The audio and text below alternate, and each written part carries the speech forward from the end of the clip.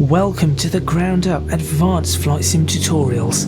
This series will take you from the very beginning of understanding flight and aviation, starting with the basics and working up to flying a jet liner with full procedures.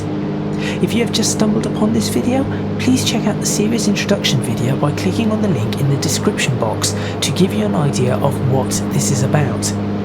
In this lesson, we will be starting up our aeroplane as well as taxiing over to a runway and performing our first takeoff. We will also cover the throttle, pitch and mixture levers and what they do, with a focus on constant speed propellers. Lastly, we will also be looking at the forces generated during the takeoff run so that you are aware of what to expect. Before we get started, a couple of short points to note and a disclaimer. This series should only be used for flight simulation and is not a replacement for real flight training. At most, this can be used as a supplementary resource.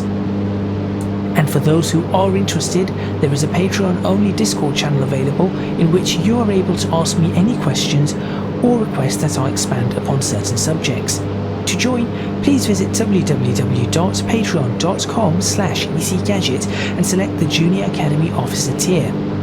You will also have access to extensive information for each lesson in a PDF document. For the first lesson, the PDF was available freely to everybody. Just look for the link in the description box for that. As of lesson 2 onwards, the PDF accompaniment is a Patreon exclusive. With that, it is time to get on with lesson 4, Startup, Taxi and Takeoff.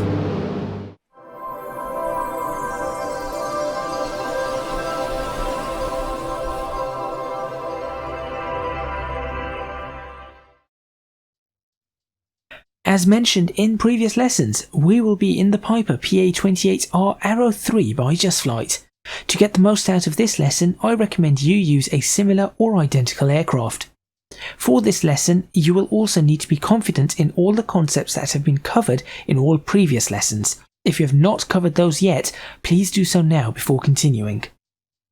If you were flying a real aircraft, the first thing you would do is an exterior inspection, to make sure that your aeroplane does not have any damage, the pitot tubes are uncovered, wheel chocks are removed. You can see here I have wheel chocks and tie downs on my aircraft.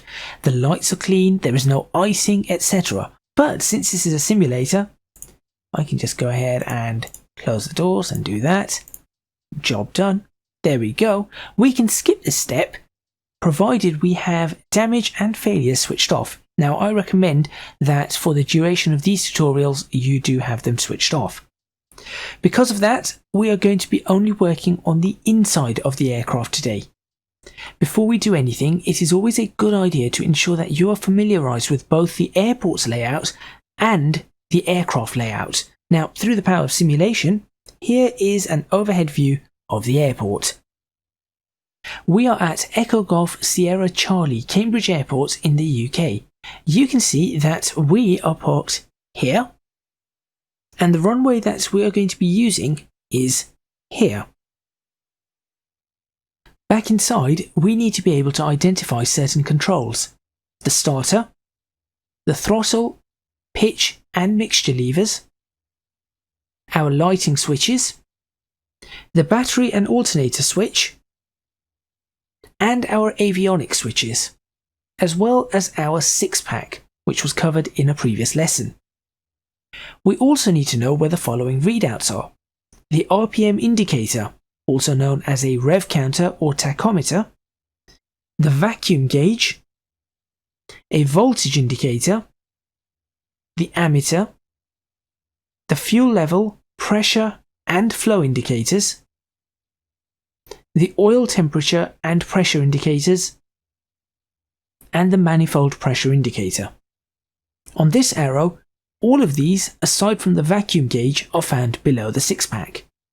Now that we are familiarised with everything we need, it is time to go through the startup procedure or the pre-start procedure. Now please bear in mind that the procedure may be slightly different for the aircraft you are using, but roughly will have the same checklist items.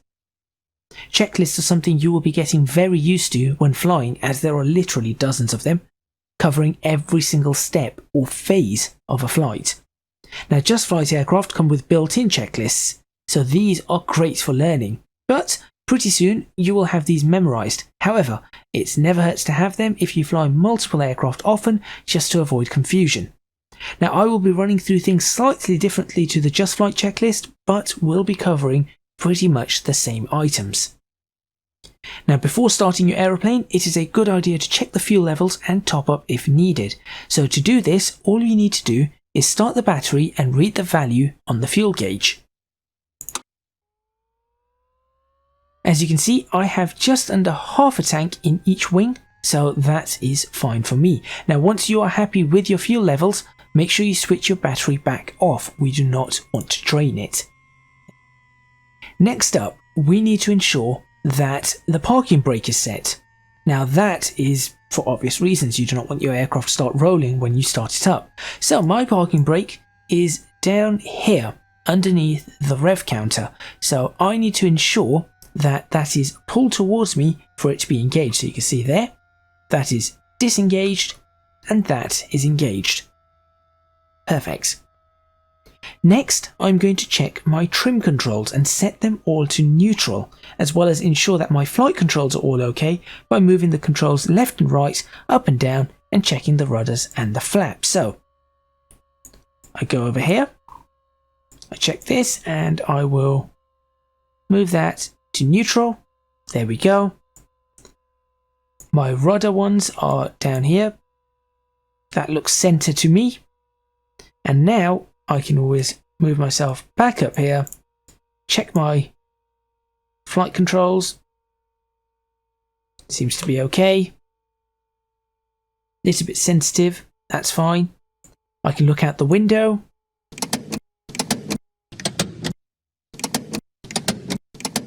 That seems to work fine, and my rudders are free. Fantastic. I'm going to get rid of the yoke once again.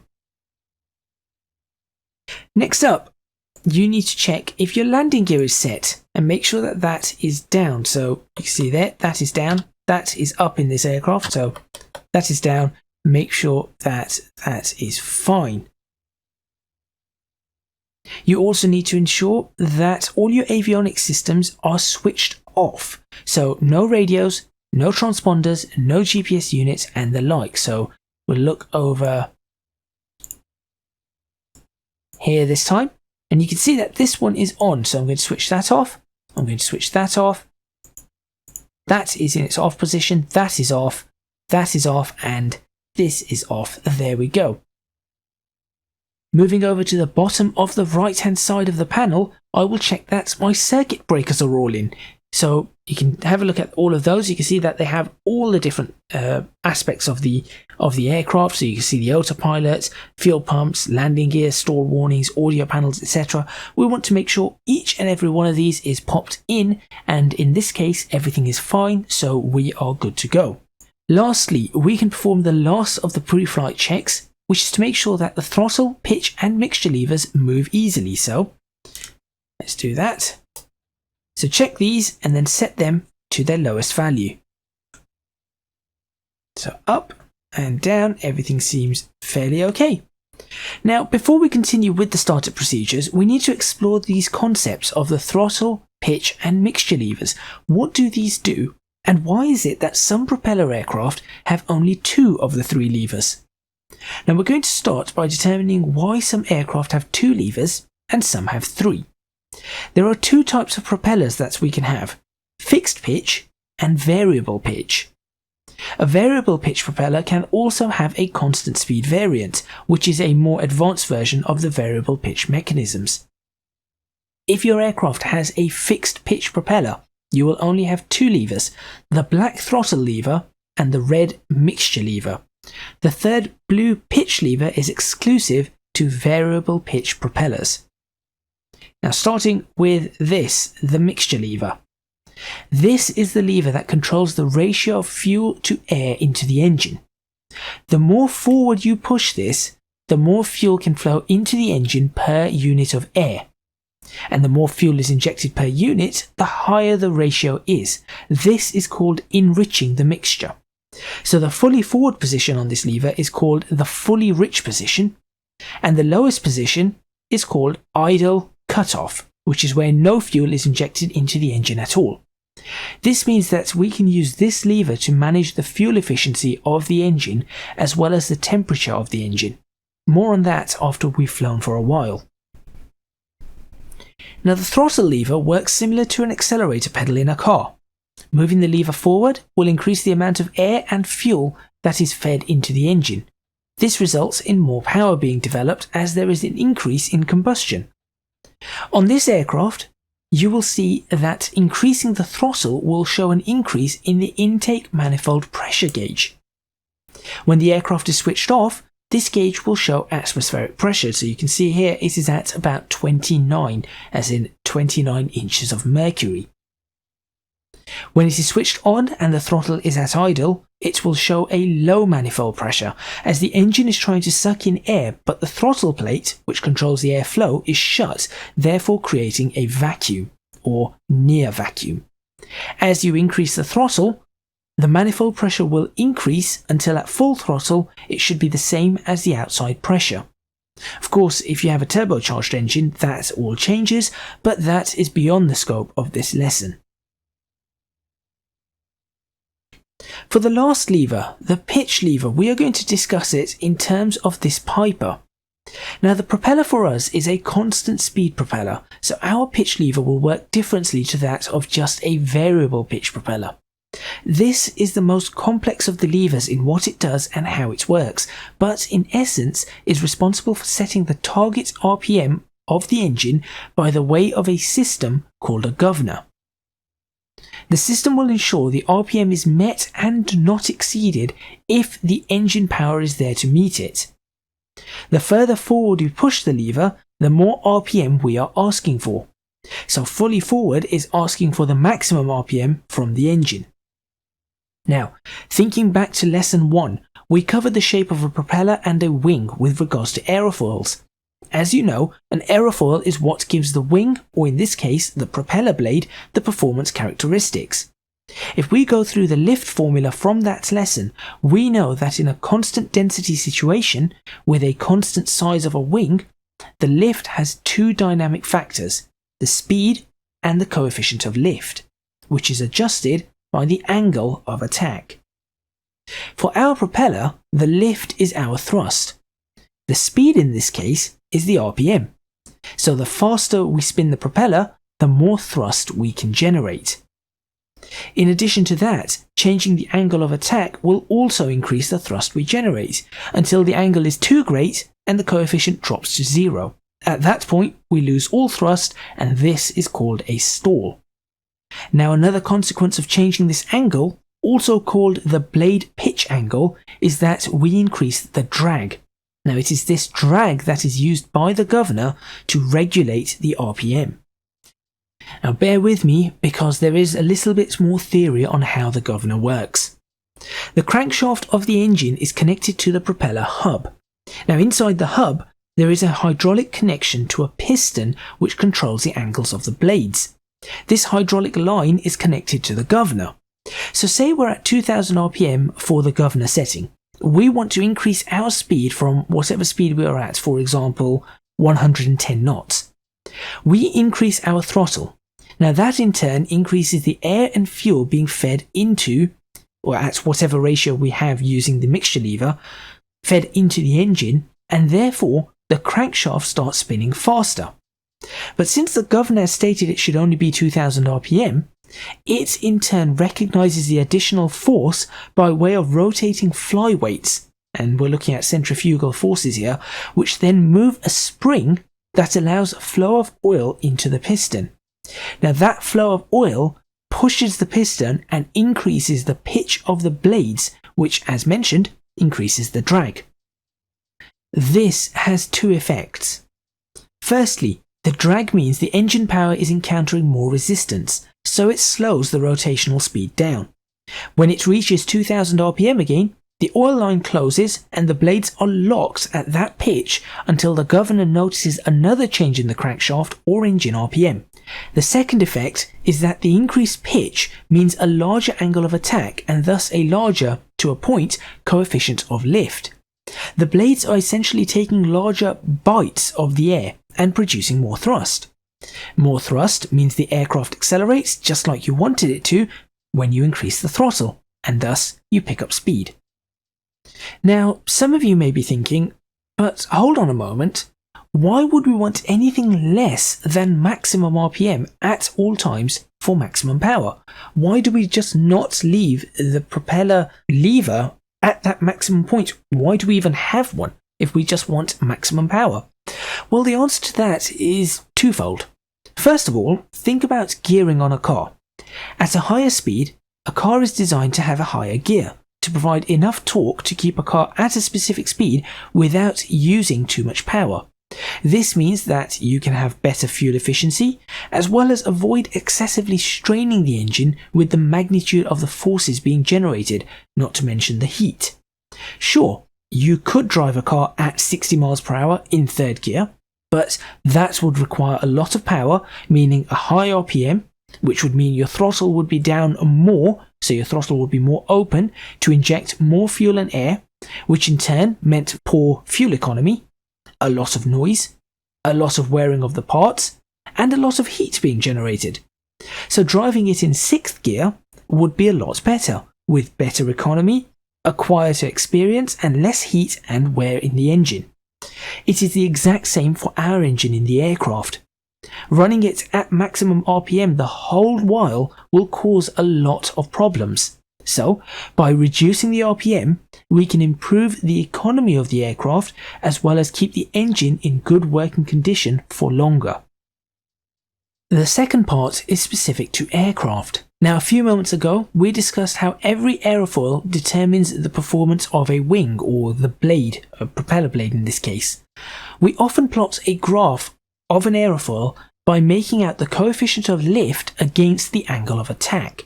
Now, there will be a peak. There's always a peak performance point where at a specific angle of attack, there will be a maximum lift coefficient.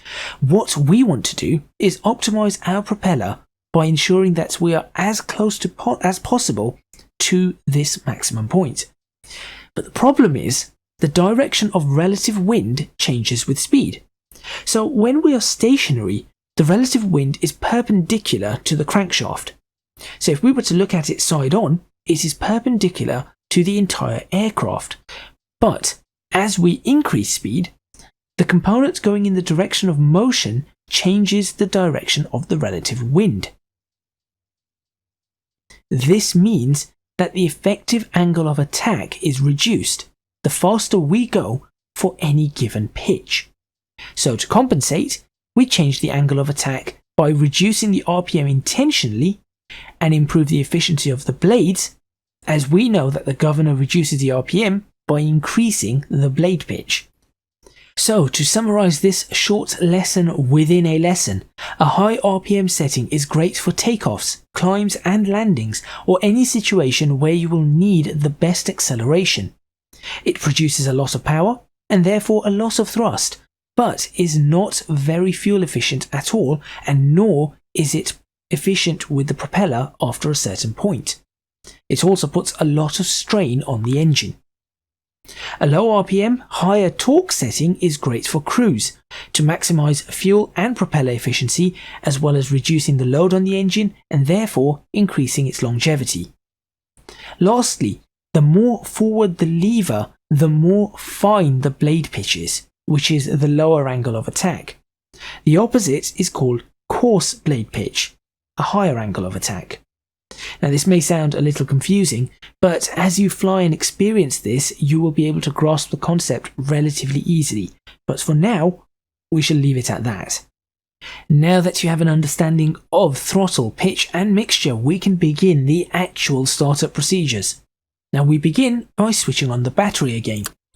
We then want to check the annunciator panel to make sure everything is lit up correctly. So our low voltage indicator, we've got oil indicator there, we've got our vacuum pressure indicator and alternator indicator right there, all giving us warnings. That is what we expect. Next up, we want to start up our fuel tank. So, to get the right fuel tank, we need to ensure that we rotate this lever to our desired tank. Now it doesn't matter which one you select, so I'm just going to move the rotary control there to the left tank position. So that's started now, or that's in the correct position, should I say. Once that's done, we are going to move our propeller pitch lever into the full forward position, like so. Next, we need to switch the fuel pump on, which will have a distinctive noise. There you go. Just like what you hear in a car when you start or engage the ignition, either with a key in a barrel or a button. Then we're going to move our throttle to be a little bit open, like so. This aircraft advises around ½ inch open. You then want to move the mixture lever to the maximum position. Note that the fuel flow increases slightly, so if you have a look at the fuel flow gauge, you can see that that has increased slightly because fuel is now being fed into the engine. After a few seconds of having the mixture in the fully rich position, move it back to the idle cut-off position. The aircraft is now ready to be started. At this point, you would look around to ensure the propeller area was clear of any people and obstacles, but since this is a simulator, we do not need to do that. Switch on your beacon light, right there, and that is going to activate the red flashing light or lights on your aircraft, as well as your navigation lights, which mine are hidden behind there and are already on, and they are going to be the red and green lights on the wingtips. We now need to do a couple of things in rapid succession. Firstly, we are going to be turning the key all the way to the start position. Provided that we have enough fuel and the throttle's open a little, our engine is going to crank. And once the engine cranks, it should start. As soon as it starts, we need to move the mixture lever up to the full rich position to ensure that there is sufficient fuel flow to keep the engine ticking over. So here we go. Ensure that the fuel's in. Let me just do that again because it has been a little while. There we go. All the way to the start position. And as it starts running, there you go. And that's the aircraft started.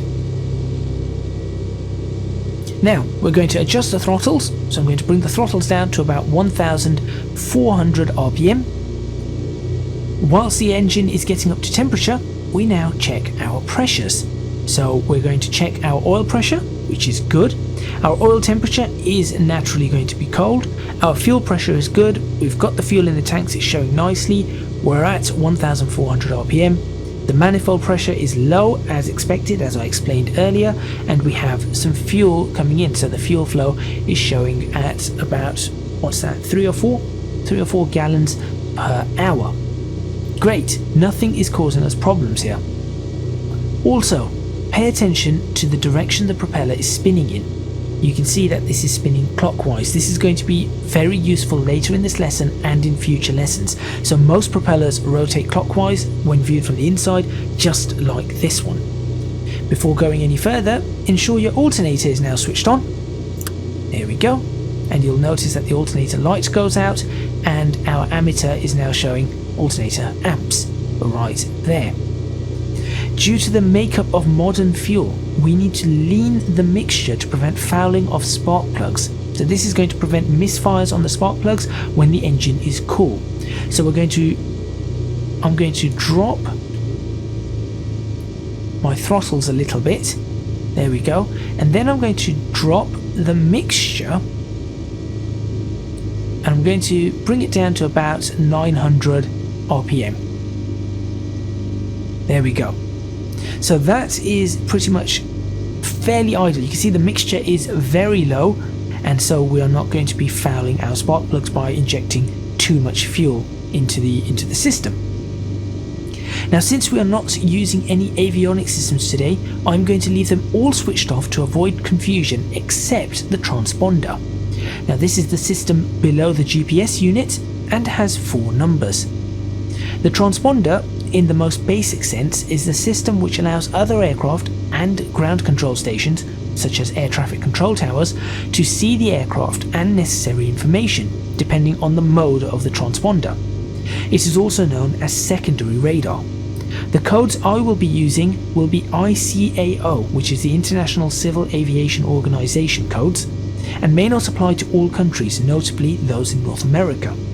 Set the transponder to standby mode and set the code to 2000. So I'll bring the code to 2000 and set that to standby mode. You can see that it is sending and receiving because the red light is blinking. So there you go. This code, by the way, this 2000, is called a squawk code. Ensure that you have set your pressure correctly on your altimeter. So we're going to ensure that that is set to 2992 inches of mercury, or 1013 millibars in the clear weather we have set in the simulator. Make sure you're setting this all in clear weather, as I have said in previous videos. And lastly, do a check of your DI. Make sure that matches your compass. So my compass is saying 176. This is saying 041. So that isn't correct. So I'm going to adjust this to 176. There we go. That looks reasonable. Make sure that that is set. It is really important. Now it's time to taxi to the runway. We are going to be turning left and following taxiway Alpha along, and then onto Bravo, which will lead us onto runway 23, but we will be holding at the holding point for a few further checks before we head onto the runway. So when you are ready, release your parking brake, and if you need to, apply some throttle to start moving slowly. Now you may not need to, as you can see, I have enough to get the engine to get the wheels rolling. Turn left and follow the yellow line all the way to the holding point. The line is going to switch you from Alpha to Bravo automatically. Now as we taxi, make sure you switch your fuel pump off. There, you'll hear the noise stop, and we want to ensure that we do a check of our brakes. So this is really important. So yep, my brakes seem to be working absolutely fine. So now all we need to do is get to the holding point and reapply our parking brakes. Now before we take to the air, we need to perform a few last minute checks. For this, we're going to be moving our mixture into the full rich position, as you can see, and you'll hear the RPM increase. And then we're going to actually move the throttle so that we hit 2000 RPM and leave the propellers at maximum. Once we are stabilized at 2000 RPM, we are going to turn the ignition key from both to L. This is going to check the left magneto. You should see a drop of between 100 and 175 RPM on the rev counter or the tachometer. This is absolutely normal. Move it back to both and you should see that the RPM increases back to 2000. Repeat this for the right magneto to observe the exact same drop. There we go. And back to both. So what we have done there is we've checked each magneto. Basically that is a high voltage AC generator that is self-contained, and we want to ensure that they are operating exactly as they should be, because those are what give the power to the engine. Next up, we are going to exercise our propeller. No, that doesn't mean we're going to take it for a runabout. What we want to do is move the propeller pitch lever all the way back and then all the way back up. So bring it down all the way. Do not worry if it sounds like your engine will shut off. It will not, as long as your RPM's okay. And you can see there, it's brought it to 700, and now we'll bring it right the way back up.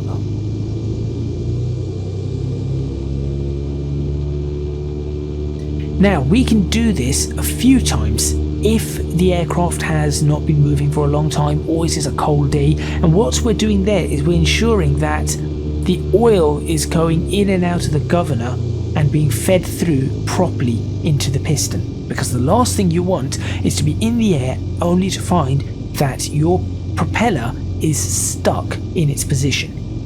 So that is why you do that. But on modern aircraft you only need to do that once, unless, as I said, maybe it hasn't been flown in a long time or it is a cold day and the oil is thick. So this is absolutely fine. I've done it twice. Now what we need to do is check our vacuum display. So we should get readings between 4.8 and 5.1. So you can see here it is on 4.8, which is fine. And now that we've done that, we're going to bring the throttle back down. I can bring this pretty much all the way to idle, although the mixture will end up fouling, so I'm going to bring it right the way down to the point where it starts dropping. There it is. That looks good. So we're looking at 700 RPM, and we're going to switch the fuel pump on again. Next, check the trims are still at neutral, and in this case they are, which means that we are ready to go onto the runway. So obviously in real life what you would be doing at one of these is, if there is no air traffic control, you would announce your intentions to enter the runway. You'd be looking for any aircraft that are landing, but in this case we do not have to worry about that. There is no traffic, so, and we're not following ATC or any airspace rules at the moment as we learn to fly in the sim, so no need to worry about that. All we do is release the brakes and off we roll onto the runway. You can see we're a little bit slow, so I'm going to increase the throttle just a bit there. Now as we enter the runway vicinity, we want to switch on our anti-collision lights, which is these strobes, and we want to switch on our landing lights. We also want to change our squawk code to 7000 and move this to the on position. There we go. Now in North America the code will be 1200, and these are the standard codes, ICAO or the North American code, this FAA code I believe, for VFR flight. So roll onto the runway, and then we are going to stop on the runway and apply our parking brakes once again once we are lined up. That looks lined up to me, and I will bring the throttles back down. There we go. So our runway heading today is 230, and we are on our center line, which is exactly where we need to be. Our rotation speed today is going to be around 70 knots, and all we are going to do is lift the aircraft into the air gently and smoothly. For this takeoff we do not need to use any flaps, so that will be fine. When the aircraft starts to move, you will be using the rudder and the nose wheel to keep the aircraft on the center line. At 70 knots, which will come up faster than you think, gently apply back pressure to pull the yoke back towards you, and that will increase the pitch of the aircraft and lift off the ground. We are going to leave the throttle where it is, and instead we are going to adjust the pitch of the aircraft to accelerate to 90 knots and then hold it throughout the climb. You may remember in lesson 2 I mentioned VX and VY. These two speeds are the speeds that you can climb at for the maximum angle of climb, which is VX, and the maximum rate of climb, VY. We are going to do a max rate climb, and that value is 90 knots. Now feel free to try taking off and holding 78 knots, which is VX, and notice the difference in how you are climbing. Now as an engineer, there is a marked difference between the two, but from a pilot standpoint, it really does not make all too much of a difference. I lean towards VY, but also look at a combination of the two, so I start at VX for a few seconds and then switch to VY. For example, you could run at VX until you pull in the landing gear and then accelerate to VY, simply due to the reduction in drag. Now at this point you're probably itching to take off, but there are a few forces we need to talk about before we do so.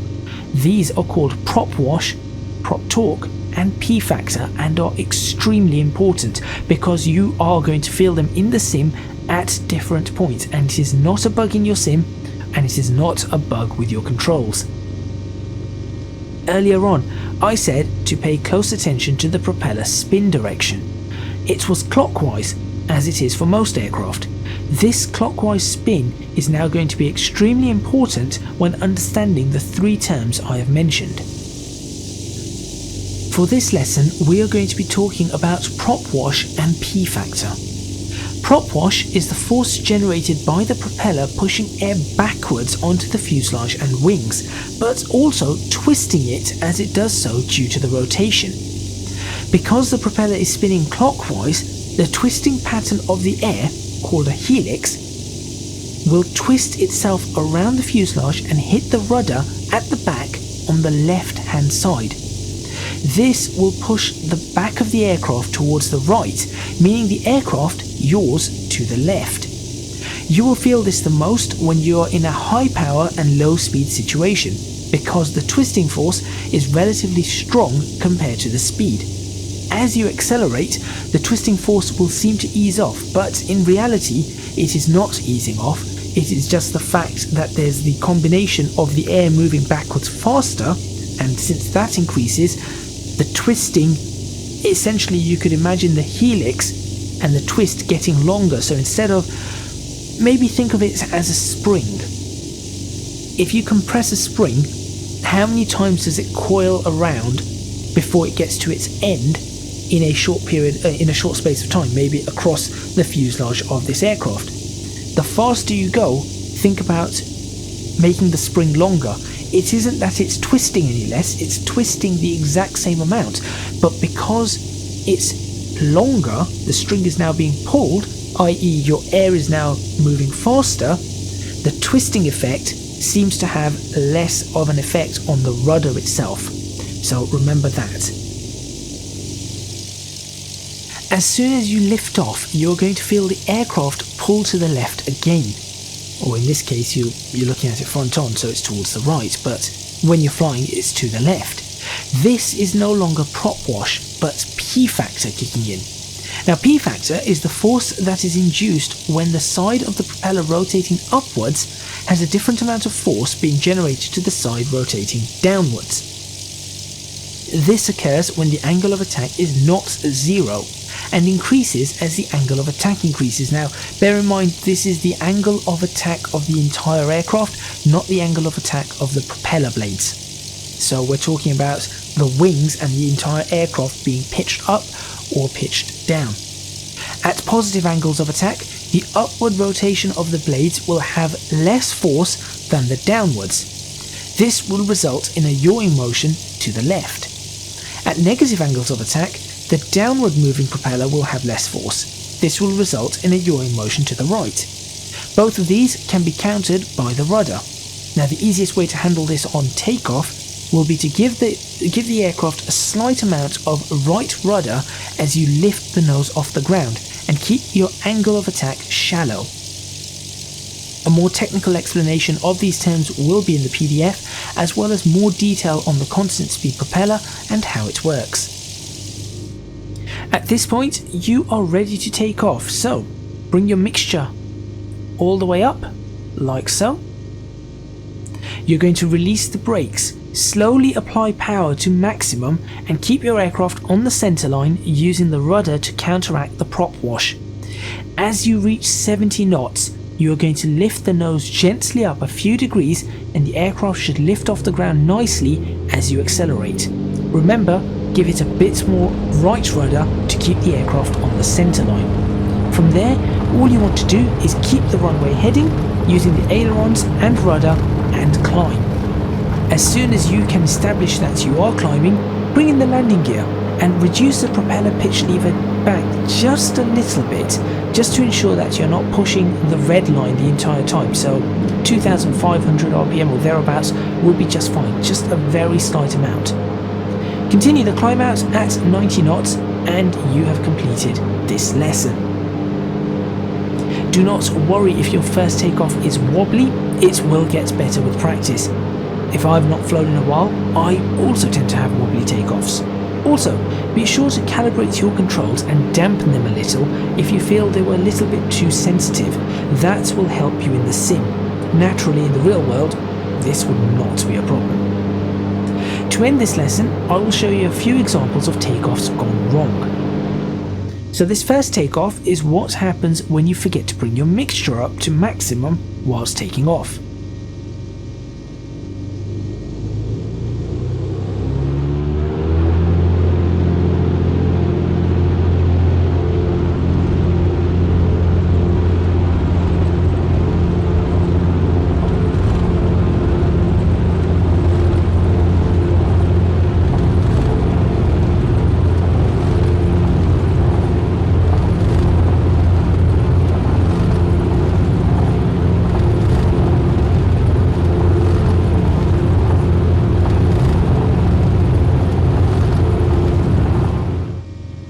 This second one is slightly different. The mixture is at maximum, but the prop is set to a low RPM, so the blades are coarse.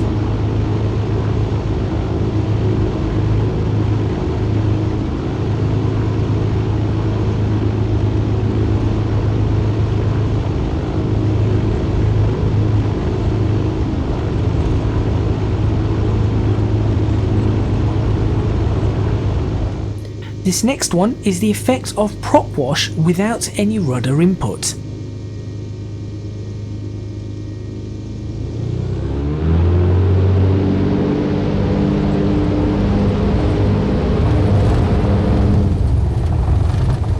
This last one is a takeoff, which is fine on the takeoff roll, but as soon as I've got into the air, as soon as I've lifted the nose, I let go of the rudder, meaning the P factor has not been counteracted.